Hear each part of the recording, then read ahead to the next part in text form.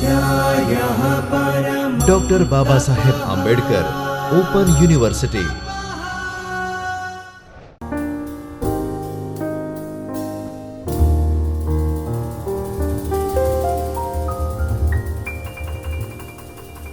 નમસ્કાર મિત્રો, Kinjal Parmar, assistant professor, department of library and information science, doctor Baba Saheb Ambedkar open યુનિવર્સિટીમાં આપ સૌનું હાર્દિક સ્વાગત છે.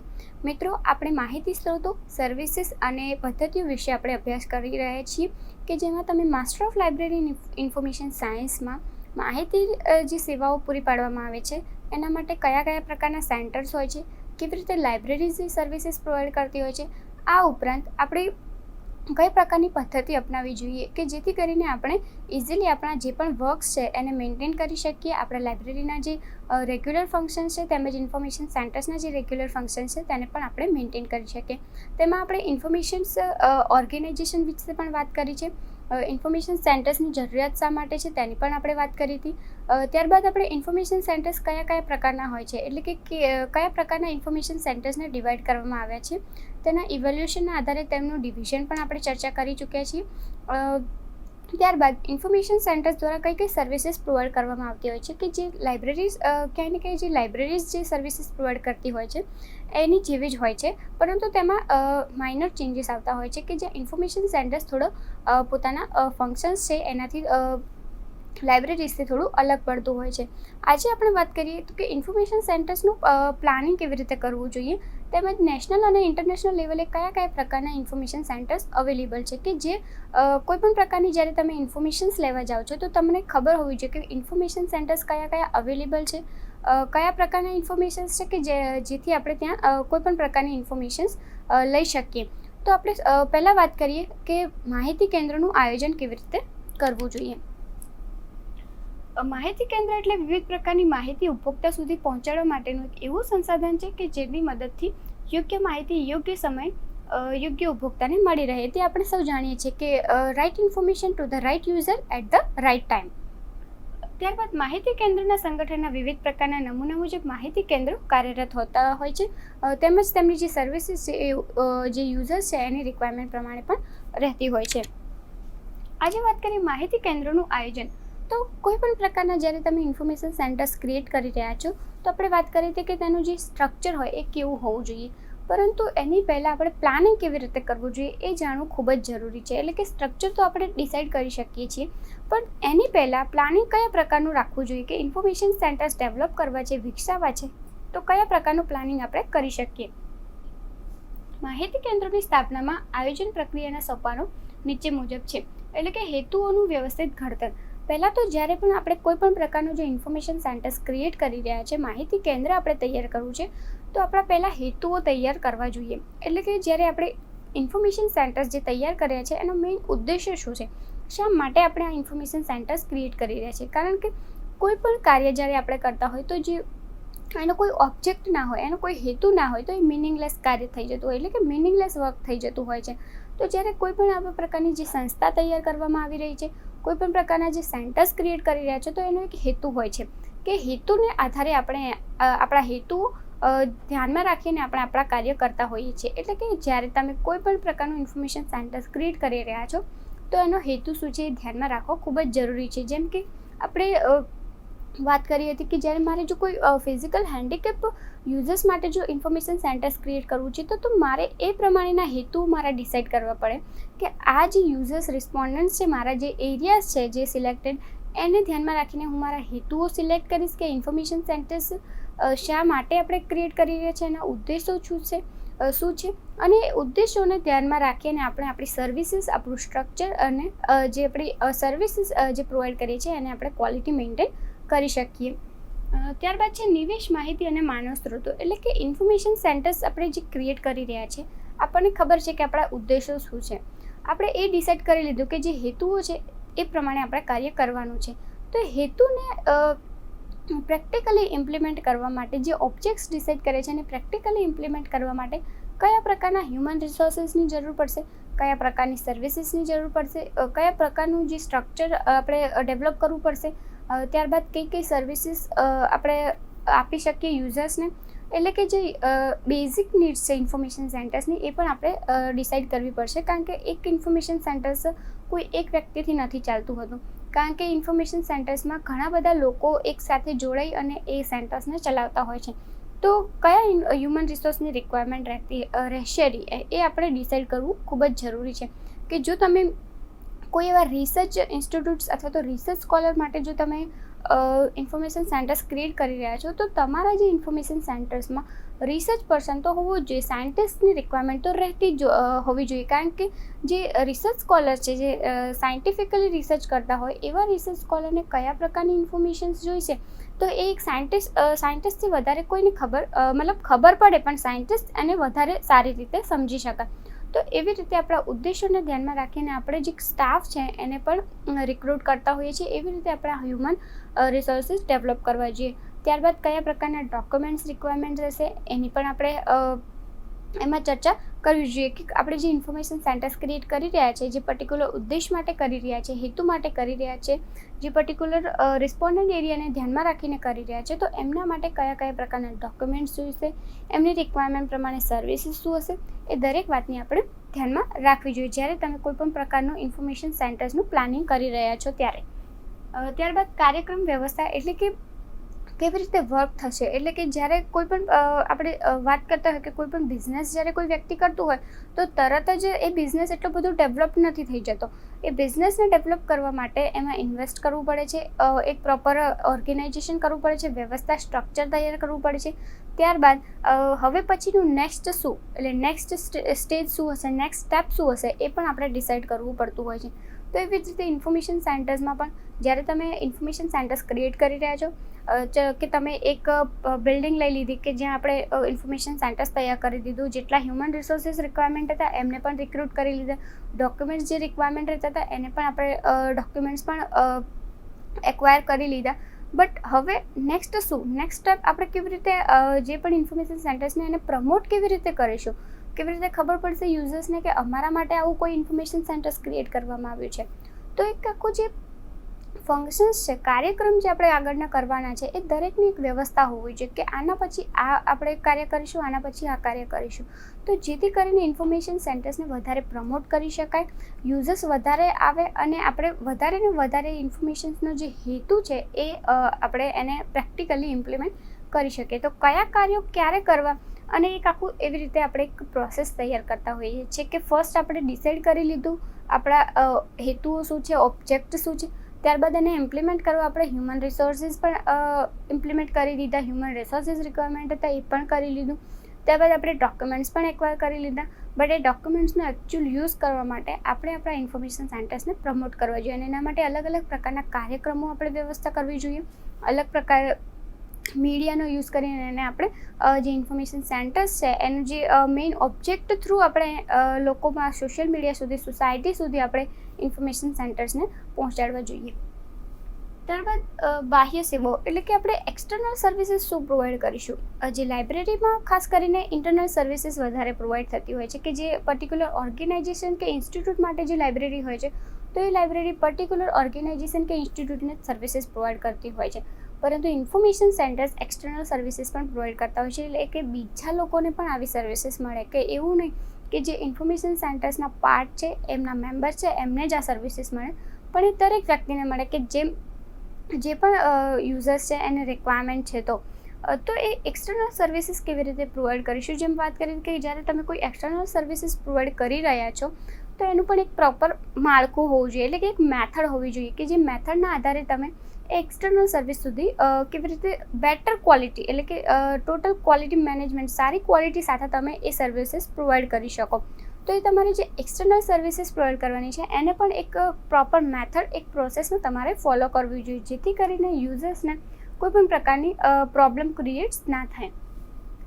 ત્યારબાદ કામગીરીનું આયોજન, એટલે કે જે આપણે વાત કરી કે કાર્યક્રમો આપણે વ્યવસ્થાપન કરી દઈએ કે કયા પ્રકારના કાર્યક્રમો કરવા જોઈએ કે જ્યાં તમે કોઈ નવું ઇન્ફોર્મેશન સેન્ટર્સ ક્રિએટ કરી રહ્યા છો એને પ્રમોટ કરવા માટે.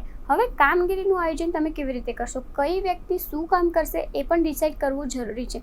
તો દરેક વ્યક્તિની સ્કિલ્સ અલગ અલગ હોય છે. જ્યારે પણ કોઈ પણ લાઇબ્રેરીઝમાં પણ તમે જુઓ તો જે ટેકનિકલી સાઉન્ડ વ્યક્તિ છે એને દરેક જે લાઇબ્રેરીઝને જે ટેકનોલોજીને રિલેટેડ વર્ક છે એ આપવામાં આવતું હોય છે.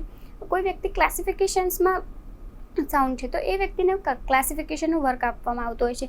નો ડાઉટ દરેક વ્યક્તિને દરેક કાર્ય શીખવું જરૂરી છે, બટ જ્યારે તમે કોઈ પ્લાનિંગ કરી રહ્યા છો, કોઈ પણ પ્રકારનું આવી રીતે ઇન્ફોર્મેશન સેન્ટર્સ ક્રિએટ કરી રહ્યા છો, ત્યારે શરૂઆતનો જે સ્ટેજ હોય છે ત્યારે શરૂઆતના સ્ટેજમાં તમારે દરેક વ્યક્તિને એમની સ્પેશિયલાઇઝ સ્કિલના આધારે વર્કને ડિવાઈડ કરવું પડતું હોય છે. એટલે કે એમની સ્પેશિયલાઇઝ સ્કિલના આધારે તમે એમના વર્ક ડિવાઈડ કરી શકો કે જેથી કરી અને તમારું જે સેન્ટર્સ છે એના જે વર્ક છે એ વધારે સારી રીતે મેનેજ થઈ શકે. એટલે કે દરેક વ્યક્તિમાં કયું વ્યક્તિ કયું કાર્ય કરશે એ પણ એટલું જ જરૂર છે. એટલે કે કામગીરીનું આયોજન પણ તમારે પહેલાંથી કરી લેવું જોઈએ. ત્યારબાદ છે સર્વાંગી ગુણવત્તા સંચાલન, એટલે કે ટોટલ ક્વોલિટી મેનેજમેન્ટ. એટલે કે જ્યારે આવી સર્વિસીસ પ્રોવાઈડ કરી રહ્યો છો, એક્સટર્નલ સર્વિસ પ્રોવાઈડ કરી રહ્યા છો, ઇન્ટરનલ સર્વિસ પ્રોવાઈડ કરી રહ્યા છો, અથવા તો પોતાનું જે સ્ટ્રક્ચર મેન્ટેન કરી રહ્યા છો, દરેક વસ્તુમાં આપણું ક્વોલિટી મેન્ટેન થવી એટલી જ જરૂરી છે. જો કોઈપણ પ્રકારનું તમે સર્વિસ પ્રોવાઈડ કરી રહ્યા છો પરંતુ એની ક્વોલિટી એટલી બધી પ્રોપર નથી, તો એ યુઝર્સ એક જ વખત એ જે કોઈપણ પ્રકારની જે સર્વિસીસ છે એ લેશે અને બીજી વાર એ યુઝર્સ નહીં આવે અને એ જ વસ્તુ એને જે ફેસ કરી છે બીજા વ્યક્તિઓને પણ કહેશે કે આ સેન્ટર્સમાં સર્વિસીસ બરાબર નથી. તો જેથી કરીને બીજા યુઝર્સ પણ જો આવતા હશે, ઇન કેસ વિચારતા પણ હશે તો પણ નહીં આવે. તો આપણે જ્યારે સેન્ટર્સ દ્વારા કોઈ પણ પ્રકારની સર્વિસીસ પ્રોવાઈડ કરવામાં આવે છે, કોઈ પણ પ્રકારના ડોક્યુમેન્ટ્સ પ્રોક્યોર કરવામાં આવે છે, માત્ર સર્વિસીસની વાત નથી, અહીંયા કર્મચારીઓને પણ ધ્યાનમાં આપણે રાખીએ છીએ કે હ્યુમન રિસોર્સિસમાં પણ આપણે દરેક રીતે ક્વોલિટી મેન્ટેન કરવી જોઈએ કે હ્યુમન રિસોર્સ પોતાના વર્ક કરી રહ્યા છે તો એ પણ એ ક્વોલિટીની સાથે વર્ક કરે. એટલે ટોટલ ક્વોલિટી મેન્ટેન થવી ખૂબ જ જરૂરી છે. ત્યારબાદ છે સમીક્ષા અને મૂલ્યાંકન, એટલે કે દરેક વસ્તુ આપણે જ્યારે પ્લાનિંગ કરતા હોઈએ છીએ કોઈપણ પ્રકારના ઇન્ફોર્મેશન સેન્ટર્સની, તો ઇન્ફોર્મેશન સેન્ટર્સનો ઉદ્દેશ ડિસાઇડ કરી લઈએ છીએ, હ્યુમન રિસોર્સ રિક્વાયરમેન્ટ્સ કયા છે એ પણ આપણે ડિસાઇડ કરી લઈએ છીએ. ત્યારબાદ કયા પ્રકારના આપણે કાર્યક્રમો કરવા જોઈએ એનું પણ આપણે એક ઓર્ગેનાઇઝેશન કરી દઈએ છીએ. ક્વોલિટી કેવી રીતે મેન્ટેન થવી જોઈએ એ પણ ડિસાઇડ કરીએ છીએ, કામગીરીનું પણ આયોજન થઈ જાય છે. પરંતુ જ્યારે આપણે સપોઝ ઇન્ફોર્મેશન સેન્ટર્સ ક્રિએટ કરીને 1 મહિનો થઈ જાય છે અને ત્યાં સુધી પણ આપણને કોઈ રિસ્પોન્સ નથી મળતા, તો એનું આપણે એક ઇવેલ્યુએશન પણ કરવું જોઈએ કે વધારે ઇવેલ્યુએશનથી આપણને ખબર પડે છે કે વધારે ઇમ્પ્રુવમેન્ટ આપણે ક્યાં કરી શકીએ છીએ. એટલે ઇવેલ્યુએશનના માપદંડ અલગ અલગ આપણે રાખી શકીએ છીએ કે ઇવેલ્યુએશનના આધારે આપણે ડિસાઇડ કરી શકીએ કે જ્યાં એવું પણ ડિસાઇડ કરીએ છીએ કે કયા પ્રકારની સર્વિસીસમાં કઈ પ્રોબ્લેમ્સ આવી રહી છે, યુઝર્સ શેનાથી સેટિસ્ફાઈ નથી, સર્વિસીસથી સેટિસ્ફાઈ નથી, ડોક્યુમેન્ટ્સથી સેટિસ્ફાઈ નથી. તો એવા સમયે આ દરેક પ્રકારના જે ઇવેલ્યુએશન્સ છે આપણે ઇવેલ્યુએશન કરી અને આપણા જે સર્વિસીસ છે ઇન્ફોર્મેશન સેન્ટર્સ એમાં પણ આપણે ઇમ્પ્રુવમેન્ટ લાવી શકતા હોઈએ છીએ. એટલે કે ઇવેલ્યુએશન એટલું જ ઇમ્પોર્ટન્ટ છે કે જેથી કરીને તમે તમારા જે પણ સેન્ટર્સની સર્વિસીસ છે એના ડોક્યુમેન્ટ્સ છે એમાં તમે ઇમ્પ્રુવમેન્ટ લાવી શકો છો. હવે વાત કરીએ આપણે માહિતી કેન્દ્રો, એટલે કે ઇન્ફોર્મેશન સેન્ટર્સ આપણે વાત કરીએ એમાં નેશનલ લેવલના પણ ઇન્ફોર્મેશન સેન્ટર્સ છે અને ઇન્ફોર્મેશન લેવલના પણ ઇન્ફોર્મેશન સેન્ટર્સ છે. માહિતી એ બૌદ્ધિક સ્ત્રોત છે અને વિવિધ પ્રવૃત્તિઓ માટે વિકાસલક્ષી પ્રક્રિયાઓમાં વિસ્તૃત રીતે સામેલ છે. માહિતી પૂર્તિ અને માહિતી સેવાની જરૂરિયાત અને મહત્વનો સ્વીકાર કરી સમગ્ર વિશ્વના તમામ દેશો વિવિધ કક્ષાએ માહિતી પદ્ધતિની શરૂઆત માટે પૂરેપૂરા સક્રિય બન્યા છે. એટલે કે ઇન્ફોર્મેશન સેન્ટર્સ આપણે કોઈ પર્ટિક્યુલર સ્ટેટ કે કોઈ પર્ટિક્યુલર એરિયા પૂરતું મર્યાદિત નથી રાખતા. ત્યાં આપણે લોકો વધારે ને વધારે ઇન્ફોર્મેશન સેન્ટરનો યુઝ કરે તે પણ ખૂબ જ જરૂરી છે. એટલે કન્ટ્રી વાઇઝ પણ આપણે ઇન્ફોર્મેશન સેન્ટર્સને ડિવાઈડ કરતા હોઈએ છીએ, જેમ આપણે ઇન્ફોર્મેશન સેન્ટર્સના અલગ અલગ પ્રકારના ટાઈપ્સ જોયા હતા કે જ્યાં તમે રિજનલ એરિયા પ્રમાણે ઇન્ફોર્મેશન સેન્ટર્સ ક્રિએટ કરી શકો છો કે જે લોકલ પીપલ્સ છે એટલે કે લોકલ પબ્લિક છે એ પણ એવા ઇન્ફોર્મેશન સેન્ટર્સનો યુઝ કરી શકે. એવી જ રીતે કન્ટ્રી પ્રમાણે, સ્ટેટ પ્રમાણે અને ઇન્ટરનેશનલ લેવલે પણ તમે આવા ઇન્ફોર્મેશન સેન્ટર્સ ક્રિએટ કરી શકો છો. આજે આપણે ખાસ વાત કરીએ નેશનલ ઇન્ફોર્મેશન સેન્ટર્સ અને ઇન્ટરનેશનલ ઇન્ફોર્મેશન સેન્ટર્સ, એટલે કે નેશનલ લેવલે કયા કયા પ્રકારના ઇન્ફોર્મેશન સેન્ટર્સ છે અને ઇન્ટરનેશનલ લેવલ પર કયા પ્રકારના ઇન્ફોર્મેશન સેન્ટર્સ જે એવા કાર્યો કરતા હોય છે અને પર્ટિક્યુલર કયા એક પર્ટિક્યુલર એરિયા એટલે કે કયા એરિયામાં તેઓ વર્ક કરતા હોય છે. પહેલાં કે નેશનલ લેવલના ઇન્ફોર્મેશન સેન્ટર્સ, તો નેશનલ લેવલના ઇન્ફોર્મેશન સેન્ટર્સની વાત કરીએ તો એમાં આપણા ઇન્ડિયામાં કયા કયા પ્રકારના ઇન્ફોર્મેશન સેન્ટર્સ છે અને એ કયા એરિયામાં વર્ક કરતા હોય છે તેની આપણે ચર્ચા કરીએ. National institute of science communication and information resource એટલે કે નિષ્કેરની શરૂઆત 2002માં ઇન્સ્ટોક અને નિસ્કોન દ્વારા કરવામાં આવી હતી. તેના પ્રકાશનોમાં પ્રાથમિક અને દ્વિતીય કક્ષાના સામયિકોનો સમાવેશ થાય છે. આ ઉપરાંત TKDL એટલે કે ટ્રેડિશનલ નોલેજ ડિજિટલ લાઇબ્રેરી, ઈ જર્નલ કન્સોર્ટિયા જેવા કાર્યક્રમો હાથ ધરવામાં આવ્યા હતા. નિષ્કેર જે સેન્ટર્સ ક્રિએટ કરવામાં આવે છે એ પર્ટિક્યુલર જે સાયન્ટિફિક ઇન્ફોર્મેશન્સ પ્રોવાઈડ કરવાની થાય. નેશનલ લેવલે જે પણ પ્રકારની જે સાયન્ટિફિક ઇન્ફોર્મેશન્સ પ્રોવાઈડ કરવાની છે ત્યારે આપણે નિષ્કેર જે સેન્ટર્સ છે તેનો યુઝ કરી શકીએ છીએ. 1952માં ઇન્સ્ટોકની શરૂઆત થઈ હતી અને નિષ્કોમ અને ઇન્સ્ટોકે સાથે મળી અને નિષ્કેરની સ્થાપના કરી હતી, કે જ્યાં નિષ્કેર એક પર્ટિક્યુલર ડિજિટલ લાઇબ્રેરીઝ કન્સેપ્ટને પણ ડેવલપ કરે છે, કે જ્યાં તમારે ટ્રેડિશનલ એન્ડ ડિજિટલ લાઇબ્રેરી બંને પ્રકારની ઇન્ફોર્મેશન્સ પ્રોવાઈડ કરવી પડતી હોય છે. એના અમુક ઈ જર્નલ્સ પબ્લિકેશન્સ પણ છે જે પબ્લિકેશનનો યુઝ કરી અને ઇન્સ્ટિટ્યૂટ્સ દરેક જે રિસર્ચ સ્કોલર્સ છે, રિસર્ચર્સ છે અથવા તો સાયન્ટિસ્ટ છે એમની પ્રકારની સર્વિસીસ પ્રોવાઈડ કરતા હોય છે. એનો ઈ જર્નલ કન્સોર્ટિયા પણ છે. આ દરેક પ્રકારના ઈ જર્નલ કન્સોર્ટિયાનો યુઝ કરી અને સાયન્ટિસ્ટ અથવા તો સાયન્ટિફિક ઇન્ફોર્મેશન જેને પણ રિક્વાયરમેન્ટ છે એના સુધી પહોંચતા હોય છે. એની સાથે સાથે એનો જે ડોક્યુમેન્ટ્સ કલેક્શન છે એ પણ સાયન્સ એન્ડ ટેકનોલોજી એરિયામાં વધારે પ્રિફર કરતા હોય છે. એટલે કે જે નિષ્કેર છે એ પર્ટિક્યુલરલી જે સાયન્ટિફિક ઇન્સ્ટિટ્યૂટ્સ માટે ક્રિએટ કરવામાં આવ્યું હતું, કે જ્યાં તમે સાયન્સને રિલેટેડ કોઈ પણ પ્રકારની ઇન્ફોર્મેશન્સ છે, રિસોર્સિસ છે તે તમે નિષ્કેર જે સેન્ટર્સ છે તેનો યુઝ કરી અને લઈ શકો છો. ત્યારબાદ આપણે વાત કરીએ નેસ્ટોક એટલે કે national social science documentation centre. તેની શરૂઆત 1959માં ICSSR એટલે કે Indian council of social science રિસર્ચના વિભાગ દ્વારા સામાજિક વિજ્ઞાનના ક્ષેત્રમાં ગ્રંથાલય અને માહિતી સહાય સેવા પૂરી પાડવાના મુખ્ય ઉદ્દેશથી કરવામાં આવી હતી. એટલે કે નેસ્ટોક છે કે national social science documentation centres એ ખાસ ICSS દ્વારા કરવામાં આવી હતી. એટલે કે જે સોશિયલ સાયન્સને રિલેટેડ સોશિયલ સાયન્સના જે ક્ષેત્ર છે એમાં જેટલા પણ યુઝર્સ છે, કોઈ પણ પ્રકારના સ્ટુડન્ટ્સ હોય, રિસર્ચ સ્કોલર હોય, ફેકલ્ટીઝ હોય, એમના માટે આ નેસ્ટોક એક સેન્ટર ક્રિએટ કરવામાં આવ્યું હતું.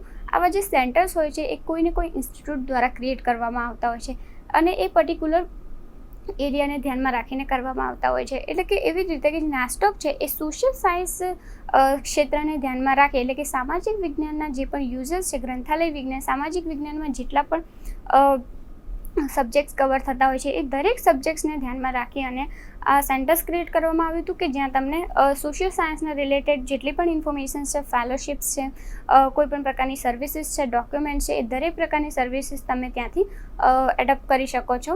અને યુઝર્સને વધારે રિસર્ચ માટે તેઓ ઇમ્પ્લિમેન્ટ કરતા હોય છે કે વધારે રિસર્ચ કરી શકે, જેથી કરીને એમને ઘણી પ્રકારની એવી સર્વિસીસ પણ પ્રોવાઈડ કરતા હોય છે, જ્યાં એબ્સ્ટ્રેક્ટિંગ છે, ઇન્ડેક્સિંગ છે, કરંટ અવેરનેસ સર્વિસીસ છે, જે આપણે વાત કરી બિબ્લિયોગ્રાફી સર્વિસીસ છે, ત્યારબાદ ડોક્યુમેન્ટ ડિલિવરી સર્વિસીસ પણ પ્રોવાઈડ કરતા હોય છે.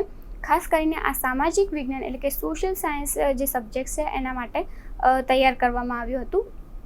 તેનું main focus area social science હતો. જેમ કે નિષ્કેરનો ફોકસ એરિયા સાયન્ટિફિક ઇન્ફોર્મેશન માટે ક્રિએટ કરવામાં આવ્યું હતું, એવી રીતે નેસ્ટોક જે છે એ સોશિયલ સાયન્સ સબ્જેક્ટ્સને ધ્યાનમાં રાખી અને સેન્ટર્સ ક્રિએટ કરવામાં આવ્યું હતું.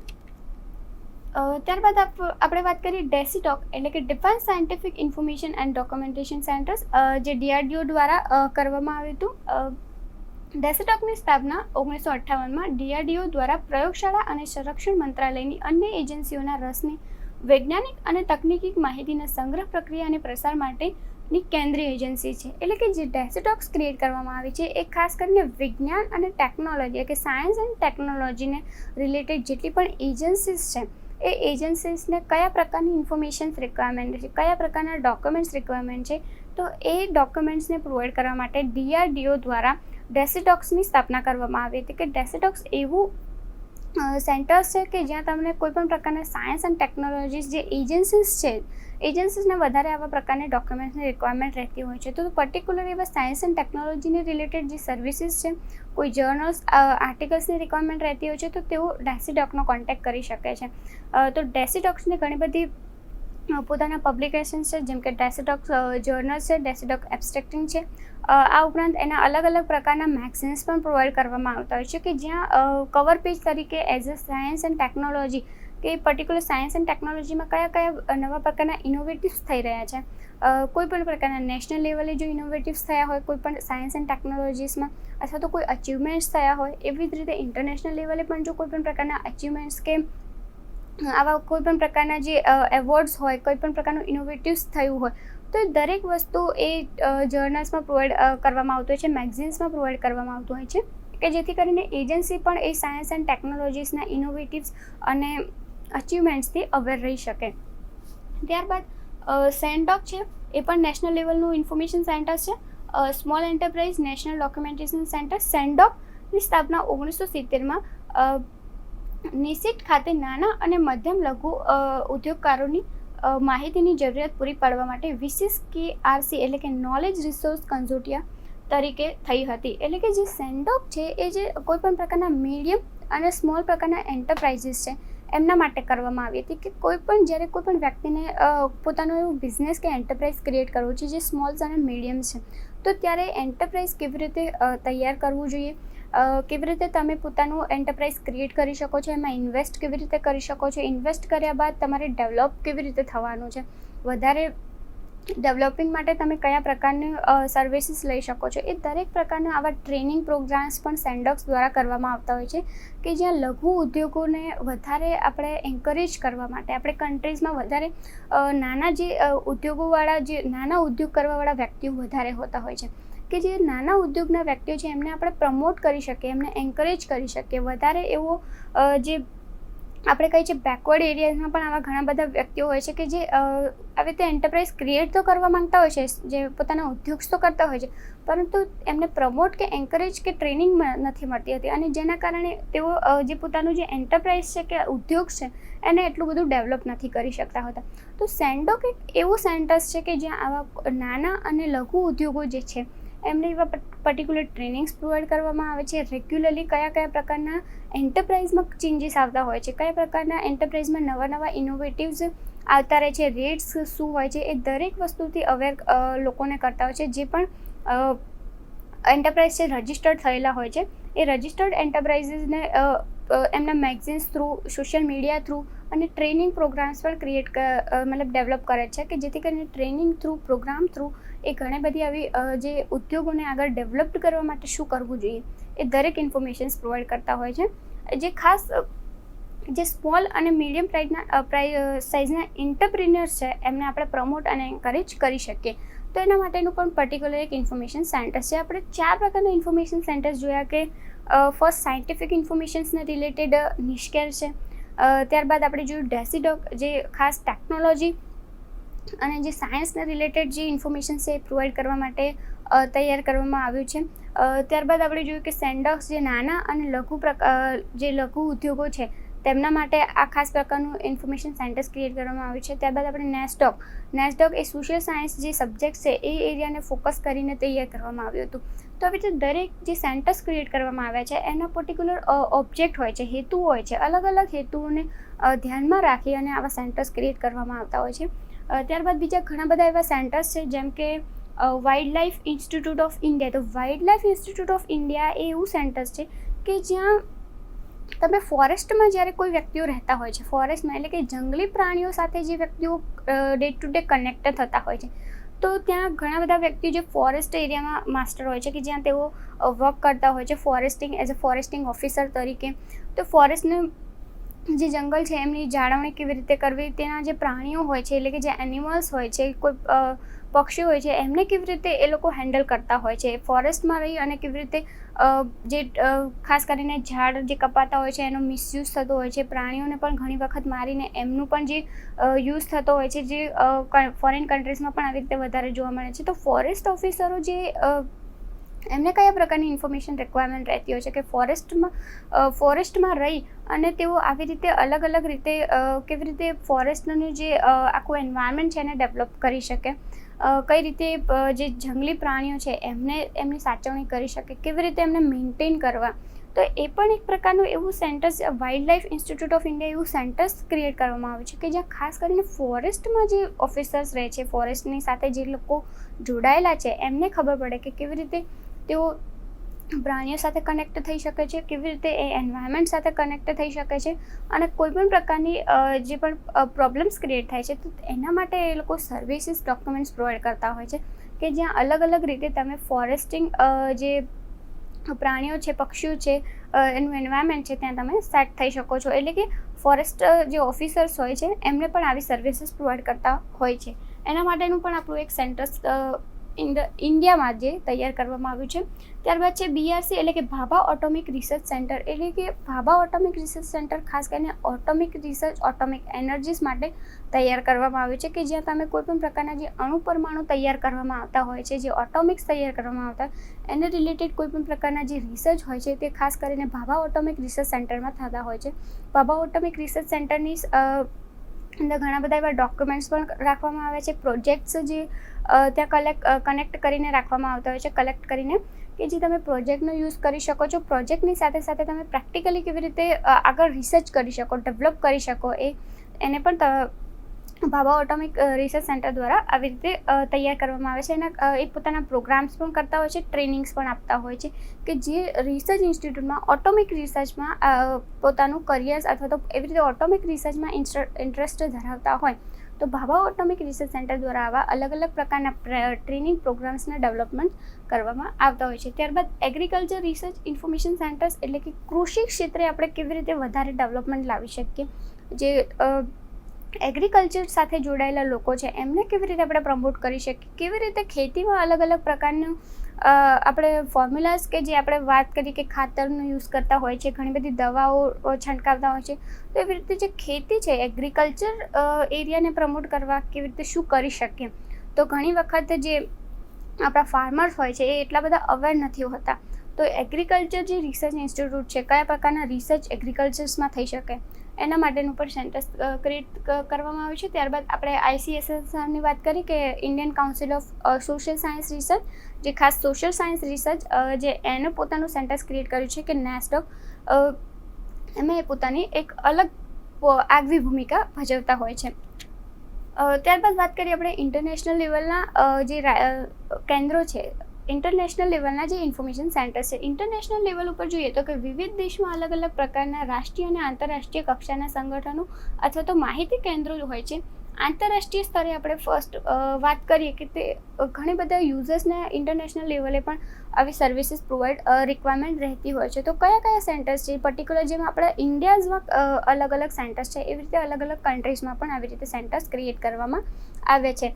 એમાં છે Japan information centres of science and technology. એટલે કે આપણે જાણીએ છીએ કે જાપાનીઝમાં સાયન્સ એન્ડ ટેકનોલોજી વધારે અપગ્રેડ થતી હોય છે. કોઈ પણ ન્યૂ ઇનોવેટિવ ટેકનોલોજીસ મોસ્ટલી જાપાનથી ક્રિએટ થતી હોય છે. તો જાપાનનું એક પોતાનું સેન્ટર છે, Japan information centres of science and technology. ત્યારબાદ Bangladesh national scientific and technical documentation centre. ત્યારબાદ PASTIC એટલે કે પાકિસ્તાનનું એક પોતાનું સાયન્ટિફિક એવું સેન્ટર છે, જ્યાં Pakistan national scientific and information centres. ત્યારબાદ SARCની વાત કરી. SARC એ આપણું જે આપણે વાત કરી કે NASDOC છે, એવી રીતે SARC એ પોતાનું એવી રીતે ડેવલપ કરી શકે. ત્યાં તમારું TKDL એટલે કે traditional knowledge digital library SARC એવી જ રીતે TKDLની જેમ જ એક SARC પણ તૈયાર કરવામાં આવ્યું છે, કે જેના આધારે તમે પોતાની કોઈ પણ પ્રકારની ઇન્ફોર્મેશન છે એ ટ્રેડિશનલથી ડિજિટલ વે સુધી લઈ જઈ શકો. તો ત્યારબાદ CIC એટલે કે coconut information centres. Coconut information centres Canada દ્વારા તૈયાર કરવામાં આવ્યું હતું. કેનેડા કન્ટ્રીમાં સેન્ટર્સ ક્રિએટ કરવામાં આવ્યું છે. ત્યાં ખાસ કરીને કોકોનટ જે નારિયેળીના જે આપણે ઝાડ હોય છે, એ કોકોનટને કેવી રીતે આપણે ડેવલપ કરવા જોઈએ, કેવી રીતે એનું આખું જે સ્ટ્રક્ચર છે, શું મતલબ કોકોનટની અંદર શું શું આપણે નવું ઇનોવેટિવ કરી શકીએ, તો એના માટે એ ત્યાં વધારે એવી રીતે પ્રમોટ કરવા માટે કોકોનટ ઇન્ફોર્મેશન સેન્ટર્સ કેનેડા દ્વારા ક્રિએટ કરવામાં આવ્યું છે. ત્યારબાદ ALA છે, CICT એ પણ કેનેડાનું છે.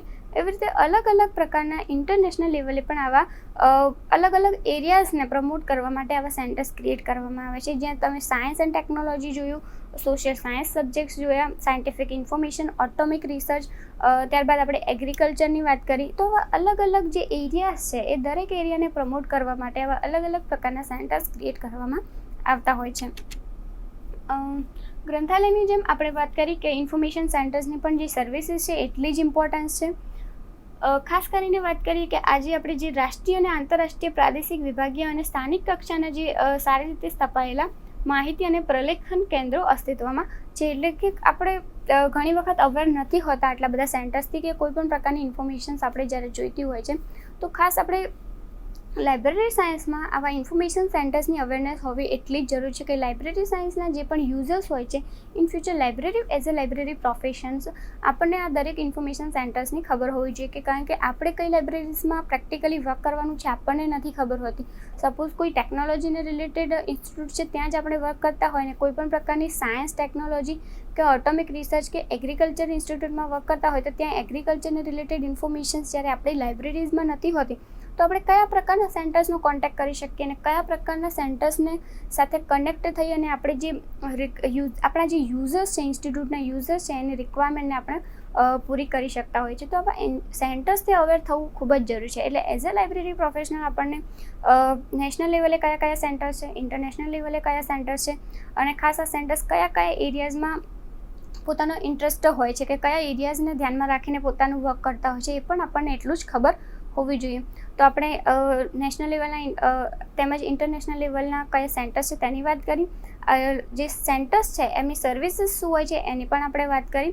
હવે પછી આપણે એક નવા જ ટોપિક સાથે ફરીથી મળીશું. આભાર મિત્રો. સ્વાધ્યાયઃ પરમઃ